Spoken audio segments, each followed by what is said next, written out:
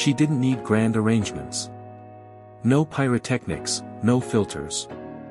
When Amy Winehouse sang, it was as if pain turned into art before the tears could even fall. In the music world, few artists have ever poured so much of themselves into so few words like Amy did. Tears Dry on Their Own, released in 2007 as part of Back to Black, was more than just a hit single. It was an intimate snapshot of acceptance, that precise moment when you stop chasing a love that's already gone. And, ironically, this song that feels so light, danceable, even sunny, was written during one of the darkest times in Amy's life. In 2005, Amy Winehouse had been out of the spotlight for almost 2 years. After the moderate success of her debut album Frank, she slipped into a period of public silence. But behind that quiet was an inner storm. It was during this time that Amy met Blake, the man who would become not only her great love but also the source of her emotional unraveling. Blake was magnetic, chaotic, and Amy, always drawn to intense passions, found in him a kind of mirror. Not a mirror that reflected her, but one that slowly distorted her until she could barely recognize herself. The two fell into a relationship defined by mutual dependency, emotional and chemical. Sudden breakups, fiery makeups, relapses, empty promises. She loved him with an intensity that made no sense on paper. And that's exactly why the end broke her so deeply. But instead of hiding, she did what she'd always done best, she wrote. Armed with pen, paper, and a bottle by her side, she shaped what would become her most acclaimed work.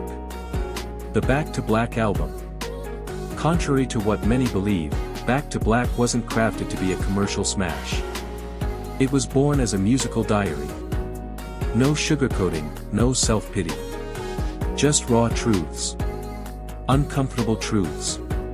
Truths that stung to say out loud, but that Amy turned into melody. Songs like You Know I'm No Good, Love is a Losing Game, and the title track Back to Black dive deep into the grief of lost love.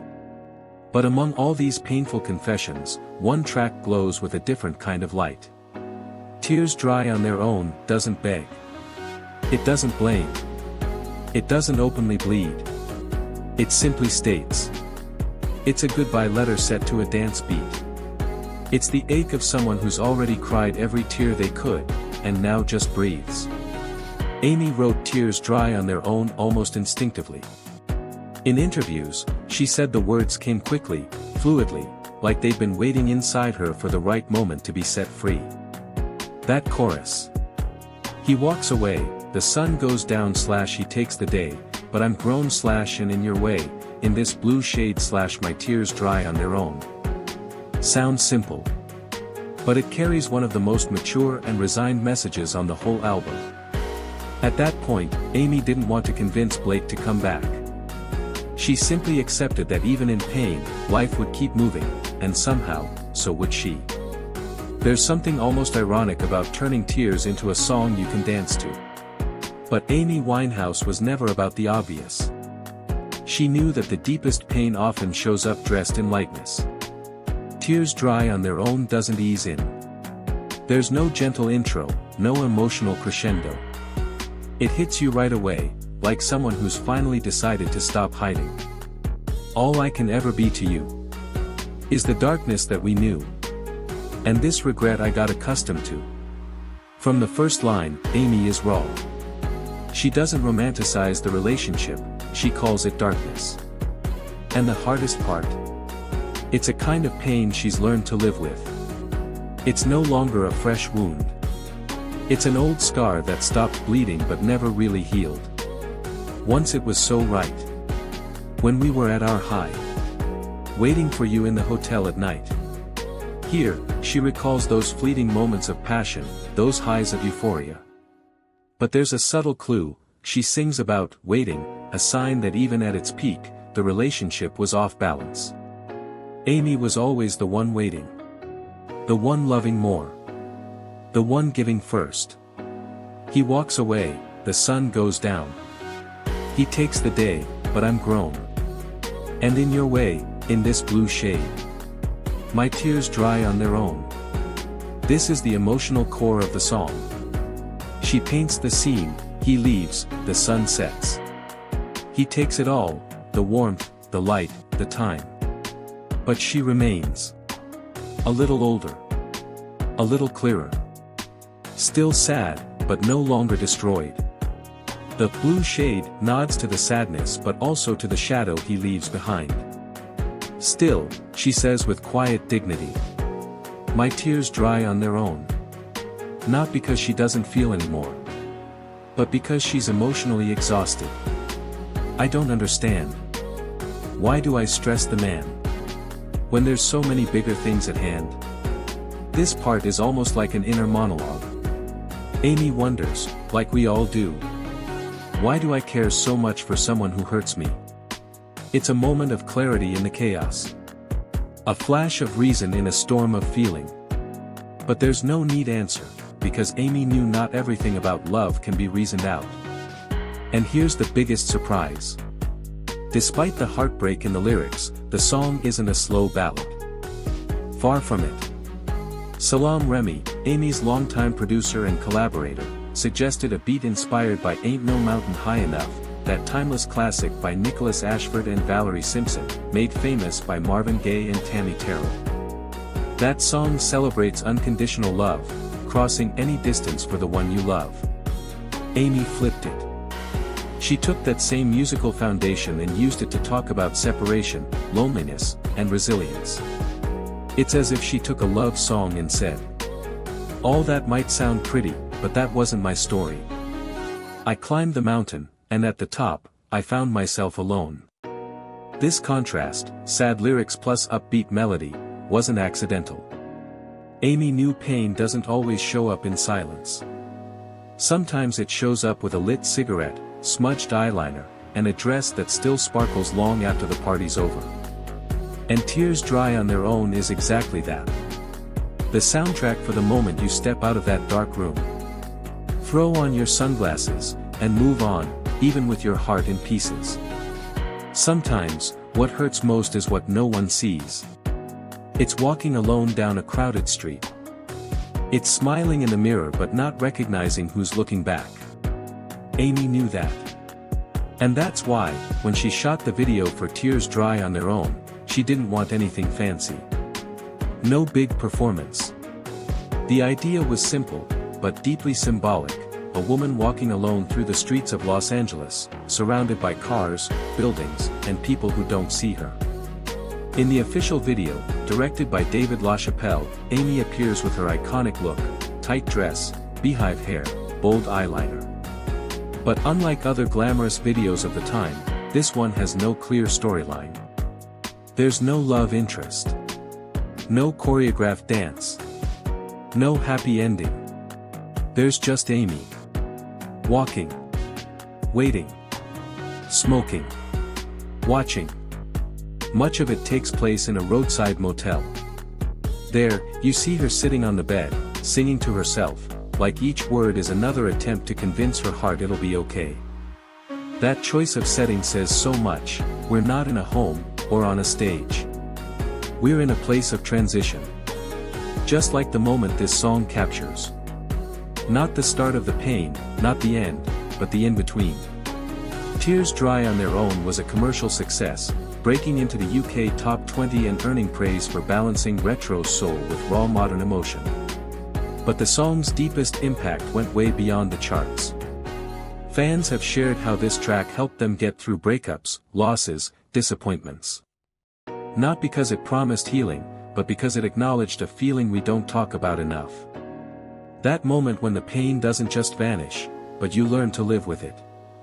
Amy never said, "You'll be fine." What she really said was, "You're not alone in feeling this way." Back to Black is almost a concept album. Every track is a different stage of heartbreak. Look at the contrast. Blackheart Back to Black. We only said goodbye with words / I died 100 times. That's Amy drowning in the loss. Sinking. Surrendering to the emptiness. Candle Love is a losing game. Though I battle blind / love is a fate resigned. Here, love has turned into a lost battle. Hope is gone. All that's left is pain, and bitter acceptance. Raised fist tears dry on their own. He takes the day, but I'm grown. Here, something shifts. Amy still feels it, but she's able to step outside the pain that once defined her. She begins to see herself as separate from the heartbreak. Amy wrote the lyrics by herself, only realizing afterward how perfectly they fit over the bones of Ain't No Mountain High Enough. That blend, new words over a classic melody, was no accident. It was a dialogue between generations about pain and survival. Producer Salam Remy said Tears Dry on Their Own was one of the purest songs Amy ever wrote, an upbeat tune hiding one of the heaviest lyrics he'd ever worked on. In interviews, Amy would say the song was about growing up, but always with that bittersweet smile, like she was touching a scar that still stung. The track was released as the fourth single off the album, but even without the push that powered her earlier hits, it became a fan favorite all over the world. Some songs live for weeks.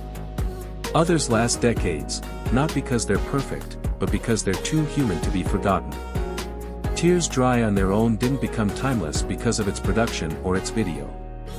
It's still alive today because there's something universal in its message. We love. We lose.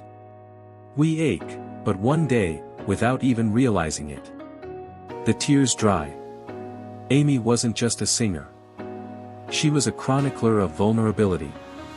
Every line she wrote carried the weight of someone who'd lived more than she should have, felt more than she could handle, and kept nothing hidden. She didn't write to please. She wrote because she had to. Because for her, writing was a way to survive what she couldn't say in a whisper. In Tears Dry on Their Own, Amy shows us the exact point when grief doesn't disappear, but becomes a kind of bitter clarity. And that's what makes her so real. Since its release, the song's been covered by dozens of artists, featured in soundtracks, tributes, and fan videos made by people who see themselves in her words. But more important than its chart success was its private impact. People listening alone in their cars after a breakup. People who felt understood without having to explain. People who realized that being sad doesn't have to be the end of the story. Amy pulled off something rare. She turned pain into company. If you line up her lyrics next to her interviews, it's painfully clear. She knew she was losing herself. But she also knew she was leaving breadcrumbs for the world to understand how she made that journey. Tears Dry on Their Own is one of those breadcrumbs. It's not a scream or a plea. It's a resigned whisper. Someone saying, yes, I cried. But now, I'm moving on. We live in an era where pain is often hidden behind filters, where people are expected to bounce back quickly, drama-free. Amy pushed back against that. She showed us that hurting is part of the deal, and admitting it is an act of bravery. But she also showed us that pain doesn't have to consume us forever. That, little by little, it dissolves. Like tears that dry in time. Amy Winehouse passed away in July 2011, at 27. But her music lives on, not just on records and playlists, but in the memories she stirred in millions of people. Tears Dry on Their Own isn't just another track on a brilliant album. It's an emotional testament from a woman who loved too much, suffered too deeply, but never stopped singing, even when everything felt lost. And maybe that's why, all these years later, the song still cuts so deep. Because every one of us, at some point in life, has felt exactly this. The sting of someone leaving, the silence of an empty room.